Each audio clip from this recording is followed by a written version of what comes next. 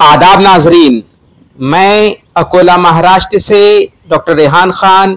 आज हम शनाख्त करेंगे जंगली ककड़ी की बेल की। ये कुछ इस किस्म से ज़मीन पर मफरूश रहती है और इसका दवान भी इस्तेमाल किया जाता है और ग़िज़ान भी इस्तेमाल किया जाता है। पहले बारीकी से इसके तमाम हिस्सों को आप देख लीजिए, उसके बाद इसके अफ़ाल व ख़वास भी समझ लीजिए। आमतौर पर इसके अफ़ाल व ख़वास हम जो ककड़ी खाते हैं उसी की किस्म के होते हैं, लेकिन ये देखिए किस किस्म से इसकी बेल मुख्तलिफ होती है। तो इसके पत्ते और मैंने पैमाइश पट्टी भी रख दी है ताकि आप इसके तमाम हिस्सों का अच्छे से अंदाज़ा लगा सके और किस किस्म से हमारे यहाँ ये पाई जाती है उसका भी अंदाज़ा लगा सके। ये बेल हमारे यहाँ सड़कों के किनारे भी पाई जाती है, जंगलों में भी पाई जाती है और ये देखिए इस किस्म से ये ज़मीन पर मफरूश रहती है।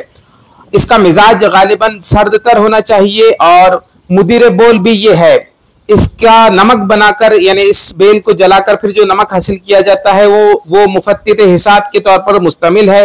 हालांकि इसके दीगर अफ़ाल व ख़वास में ये कहा जाता है कि ये इसके जो बीज होते हैं उनको जलाकर उनका जो धुआं है वो दांतों के कीड़े निकालने के लिए इस्तेमाल किया जाता है और कुछ हद तक ये मुलय्यन सदर का भी काम करती है। यरकान में भी काफ़ी मुश्तमिल है ये। और ये देखिए इसके मस्कन का भी आप लोग अंदाज़ा लगाइए और किस किस्म से ये बेल ज़मीन पर मफरूश रहती है। और ये देखिए इसके छोटे पत्ते और इसमें और बहुत सारी साख्त आपको नजर आएगी। और ये देखिए मखसूस किस्म की इसकी शनाख्त हमारे यहाँ हिंदुस्तान में तकरीबन इसकी 12 से 15 किस्में पाई जाती हैं हिंदुस्तान भर में। और ख़ासतौर पे इसका इस्तेमाल जो है वो मुक़व्वी के तौर पर भी किया जाने लगा है और मुफत्तित हिसात के तौर पर भी इसके नमक का इस्तेमाल आजकल किया जाने लगा है। इसके अलावा मुलय्यन सदर के तौर पर भी इसका इस्तेमाल है। हालांकि ये मुलय्यन वैसे भी होती है, मुदीर बोल होती है, चूंकि इसमें रुतूबत है लिहाजा ये देखिए इसके पत्ते भी मखसूस किस्म के होते हैं। तो इसके पत्तों की जसामत का भी आप लोग अंदाजा लगाइए।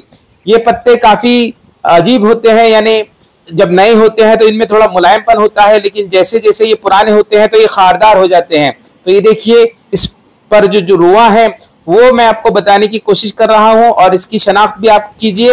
ये सहलख्ता होते हैं, यानी 3 लख्तों में मुनक़सिम होते हैं। तो ये देखिए इसके बाजू के पत्ते को भी देखिए और इसके हर हिस्से को बारीकी से देखिए।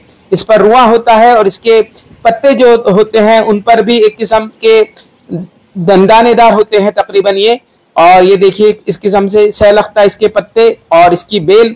और सबसे अहम बात, इसके पत्तों को भी बाज लोग कुचल कर फिर इसका जो रस होता है, जो अर्क होता है, वो निकाल कर यरकान में भी पिलाने का एक रिवाज है। हालांकि ये बात मुसद्दक़ा नहीं है। तो ये देखिए किस किस्म से ये बेल मफरूश होती है। इस बेल की खास बात ये होती है कि इसके अंदर जो मुज़क्कर और मुअन्नस फूल होते हैं वो अलग अलग होते हैं। तो उन फूलों का भी मैं आपको मुआयना और मुशाहिदा करवाऊंगा। ये देखिए इसका सिरा इस बेल का। अब इसके फूलों की जसामत का अंदाजा लगाइए। पैमाइश पट्टी मैंने रख दी है, तकरीबन 1 सेंटीमीटर के हैं ये फूल और इनमें जैसा कि मैंने अर्ज किया मुज़क्कर और मुअन्नस अलग अलग फूल होते हैं और उनको बारीकी से देखना होता है खासतौर से। और इस बेल की और एक शनाख्त है कि इसमें जो एक साख्त होती है जिसे अंग्रेजी में टेंड्रिल्स कहते हैं, तो उसकी बिना पर हम ये कह सकते हैं कि ये एक क्लाइंबर है, यानी ये बेल दरख्तों पर चढ़ती है। तो ये देखिए टेंड्रिल्स जिसे अंग्रेजी में कहेंगे।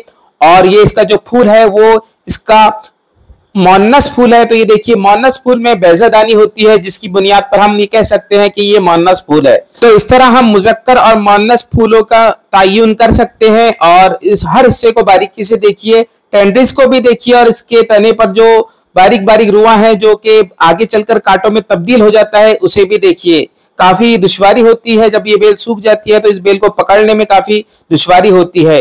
तो बारीकी से हर हिस्से को देखिए। ये देखिए इसका फल कुछ इस किस्म से होता है। हर किस्म के फल में भी फर्क होता है। इसकी जो तकरीबन 20 किस्में हैं उनके फलों में भी अलग अलग फर्क है। और ये देखिए मैंने दोनों ही हिस्से रख दिए हैं, फूल और फल वाली हालत। और ये देखिए इसके जो फल हैं किस किस्म से इस बेल पर लगे हुए होते हैं। इसमें से और एक किस्म होती है जो कि कड़वी होती है, जो कि एक किस्म से हम हंजल से उसकी मुशाबहत समझ सकते हैं। तो ये देखिए ये बेल और इसके मुख्तलिफ हिस्से और इसके अफ़ाल ख़वास तो मैं आपको कह ही चुका हूँ। हमारे यहाँ के कबायली लोग इसकी सब्जी पकाकर भी खाते हैं। तो ये देखिए बारीकी से इसके हर हिस्से का जायजा लीजिए और ये देखिए किस किस्म से ये बेल जमीन से निकलती है। और ये देखिए इसके फलों का मुआयना और मुशाहिदा कीजिए। जैसा कि मैंने अर्ज किया कि इसके फलों का को जलाकर, सूखे फलों को जलाकर फिर उसका धुआं अगर ऐसे आदमी को दिया जाए कि जिसके दांत में कीड़े लगे हों, तो फिर वो कीड़े दांत से निकल जाते हैं। और ये फल ऐसा बाज लोग कहते हैं कि सुखाने पर गर्म तासीर के हो जाते हैं, लेकिन जहां तक मेरा कयास है इनकी तासीर सर्द ही होना चाहिए। और ये देखिए इसके बीज बारीकी से, इन बीजों का इस्तेमाल आमतौर पर पेशाब की जलन वगैरह के लिए भी किया जाता है। और ये देखिए इन बीजों की जसामत का भी आप लोग अंदाजा लगाइए। इसकी जितनी भी किस्में होती हैं उनके तमाम हिस्सों में बारीकी से अगर देखा जाए तो फर्क किया जा सकता है, लेकिन इस बेल को शूट करना पूरे हिंदुस्तान में घूमकर काफी दुश्वार अमल है। लिहाजा आप जो हमारे यहाँ पाई जाती है उसे भी देखिए। मराठी में इसे शेरनी भी कहा जाता है, और इसका तस्मिया मैं कर देता हूँ खयारे दश्ती, इस नाम से भी हम इसे याद रख सकते हैं।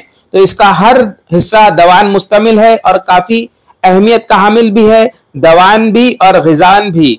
लिहाजा बारीकी से इसकी शनाख्त कर लीजिए और इसे जरूर इस्तेमाल कीजिए, और मुदीर बोल के तौर पर भी इस्तेमाल कीजिए।